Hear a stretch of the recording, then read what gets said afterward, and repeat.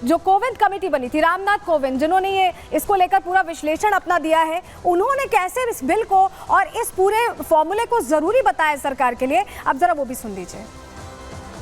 जिस दिन हमारी इकॉनमी 10 और 10:30 और 11 के बीच में पहुंच जाएगी, उस समय हमारा देश जो है वो जो इकॉनमी की लाइन में जो 3 या 4 देश खड़े होंगे, उसमें उस पंक्ति में हमारा देश भी खड़ा हो जाएगा। जो सभ्यता है, हिंदुस्तान की एक अलग पहचान है पूरे विश्व में, वो कुछ अलग बातों के लिए है, केवल इकॉनमी को लेकर के नहीं है। इकॉनमी में तो मैं आज समझता हूँ कि जो देश की इकॉनमी है 5वें नंबर पर पहुंची हुई है।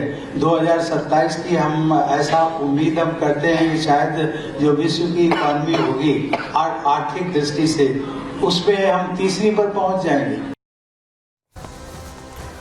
तो इस बीच देखिए, जहां कोविंद इसे जरूरी बता रहे हैं और बहुत नेसेसरी बता रहे हैं, अगर हम आगे की सोचते हैं तो वहीं आपको बताएं कि जेपीसी का यहां पर अनुरोध किया जा रहा है विपक्ष की तरफ से, और सरकार मान भी रही है इस बात को। विधेयक पर विस्तृत चर्चा की मांग यहां उठती दिखाई दे रही है। बिल को संयुक्त संसदीय समिति में भेजने की बात है और इसको लेकर काम होता दिखाई दे रहा है। विपक्ष बिल जेपीसी में भेजने की मांग रख चुका है और जिसको लेकर सत्ता पक्ष भी इस मांग पर राजी दिखाई दे रहा है। तो आप समझिए, गृह मंत्री ने भी कहा है कि सरकार चर्चा के लिए तैयार है और बाकायदा इस पर काम भी होता दिखाई दे रहा है। जेपीसी भेजे जाने की बात यहां पर प्रपोज की गई है। लेकिन इस बीच आपको बताते हैं कि लगातार जो विरोध हो रहा है, गौरव गोगोई जो सांसद है कांग्रेस के, उन्होंने भी प्रश्न खड़े किए। उनका ये मानना है कि ये सही नहीं है। इस पर जवाब कैसे दिया है कानून मंत्री ने, वो भी सुन लीजिए।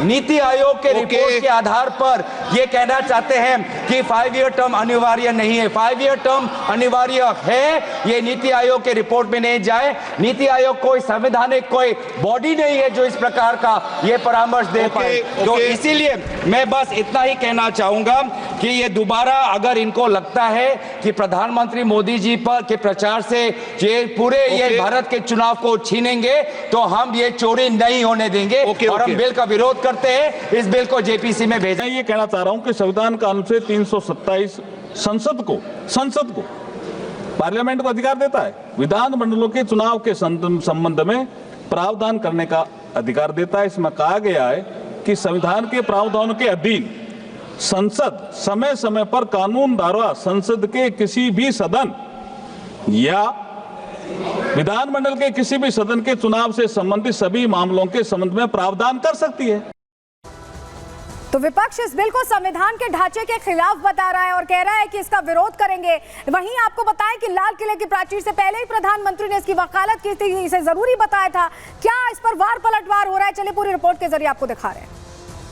जो सदस्य इसके पक्ष में आ गए, जो सदस्य विरोध में ना गए,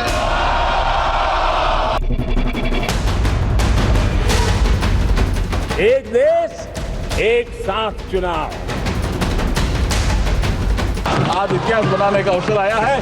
मैं जेपीसी में भेजने का भी प्रस्ताव करता हूं। वन नेशन वन इलेक्शन विधेयक को आज लोकसभा में पेश किया गया। विपक्ष के भारी विरोध के बाद विधेयक पर वोटिंग कराई गई। विधेयक के पक्ष में जहां 269 वोट पड़े, वहीं 198 सांसदों ने बिल का विरोध किया। विपक्ष जहां इस बिल को संविधान के ढांचे के खिलाफ बता रहा है, वहीं सत्ता पक्ष का दावा है कि ये बिल देश के विकास को गति देगा, चुनाव में होने वाली फिजूल खर्ची रुकेगी। पीएम मोदी भी इसी साल 15 अगस्त को लाल किले से एक देश एक चुनाव की वकालत कर चुके हैं। एक देश एक साथ चुनाव, ये चर्चा होनी चाहिए। एक भारत श्रेष्ठ भारत के सपनों को साकार करने के लिए और भी ऐसी नई चीजों को हमने जोड़ना होगा। पीएम मोदी ने देश के सभी राजनीतिक दलों से आग्रह किया था कि देश की प्रगति के लिए वन नेशन वन इलेक्शन का समर्थन करें, लेकिन विपक्ष हर बार की तरह इस बार भी सरकार के फैसले पर अड़ंगा लगाने को तैयार है। जिस बिल से चुनावी खर्चे कम हो सकते हैं, विपक्ष उसे संविधान की मूल भावना के खिलाफ बता रहा है। साथ ही चुनाव आयोग की शक्ति बढ़ने का भी तर्क दिया जा रहा है। 3700 करोड़ भारत के जो साल में जो बजट होता है, उस बजट का 0.02% है, 0.02% है। तो 0.02% के खर्च को कम करने के लिए ये भारत के पूरे संघीय ढांचे को खत्म करना चाहते हैं। चुनाव आयोग को और ये ताकत देना चाहते हैं। वो चुनाव आयोग जहां पर कमिश्नर्स की नियुक्ति में सुप्रीम कोर्ट की कोई भूमिका नहीं। 1 साल में भी विधानसभा का चुनाव हो सकता है, 2 साल में भी हो सकता है, 3 साल में भी हो सकता है, जबकि जनता के द्वारा 5 साल का निर्वाचन।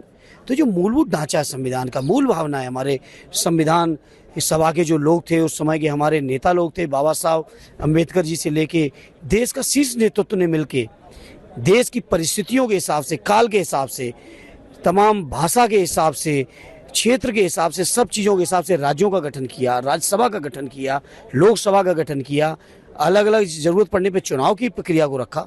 सब कुछ खत्म करना चाहते हैं। कई क्षेत्रीय दलों का मानना है कि ऐसे चुनावों से राष्ट्रीय दलों को तो फायदा होगा, लेकिन क्षेत्रीय दलों को इससे नुकसान होगा। आज AIMIM चीफ असदुद्दीन ओवैसी ने भी लोकसभा में इस मुद्दे को उठाते हुए बिल का विरोध किया, लेकिन बीजेपी और उसके सहयोगी दल बिल को देश के विकास के लिए जरूरी बता रहे हैं, साथ ही कांग्रेस को आड़े हाथों भी ले रहे हैं। 1967 तक जब हम वन नेशन वन इलेक्शन में ही चल रहे थे, कांग्रेस ने कसम खा लिया है कि नरेंद्र मोदी जी के हर पहल को हम विरोध करेंगे। तो कुछ नहीं करना। जैसे GST उन्होंने लाया था, फिर विरोध किया। ये वन नेशन वन इलेक्शन देश के लिए है, विकास के लिए है, पूरी जनता चाहती है, इसे पूरे विपक्ष को साथ देना चाहिए।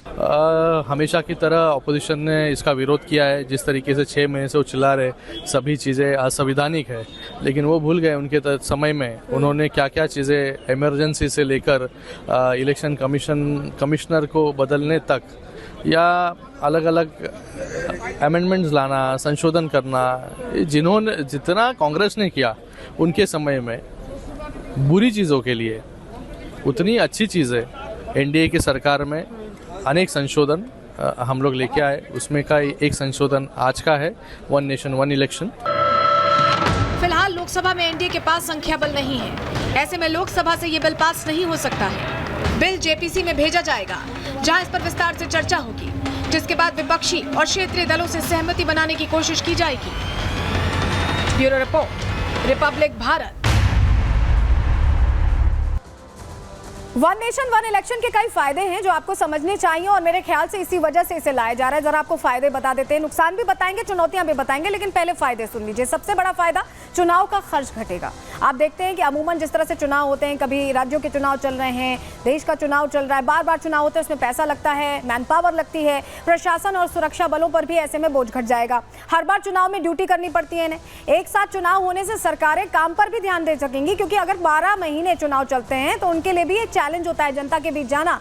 राजनीतिक पार्टियां पूरे साल चुनावी मोड में नहीं रहेंगी ऐसे में, और एक ही दिन चुनाव होने से वोटिंग प्रतिशत भी बढ़ेगा, क्योंकि लोग ज्यादा से ज्यादा संख्या में निकलकर मतदान कर पाएंगे। तो